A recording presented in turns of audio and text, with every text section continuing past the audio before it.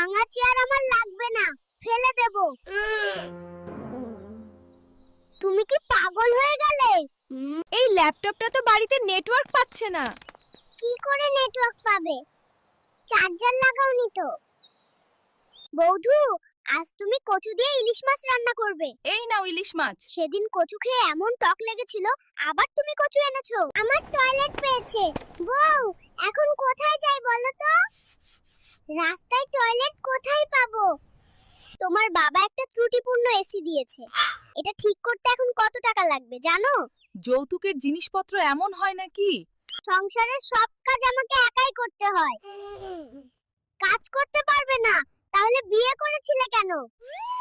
যে গরম পড়েছে, এই ফ্যান বিক্রি করে এইচি কিনে আনবো। এইচি তো কিনবে, কিন্তু বিদ্যুৎ বিল কে দেবে? তোমার বাবা যদি একটা প্রাইভেট কার দিত, তাহলে কি আমি রিকশাও চালাইতাম। আমার বাবা কেন দেবে? নিজের টাকায় কিনো। আজ আমি এই গরুটি বাজারে বিক্রি করে একটি গাড়ি কিনবো। তুমি এই সামান্য টাকায় একটি গাড়ি কিনতে পারবে? মিম, তোমার পরিবার আমাকে এই ছাগলটি কেন দিল? আমি ছাগল চাইনি। তাহলে কি তারা তোমাকে প্লেনের টিকিট দেবে? আর কতক্ষণ এই ছাগল মাথায় নিয়ে হাঁটবো? রিকশাও নেই।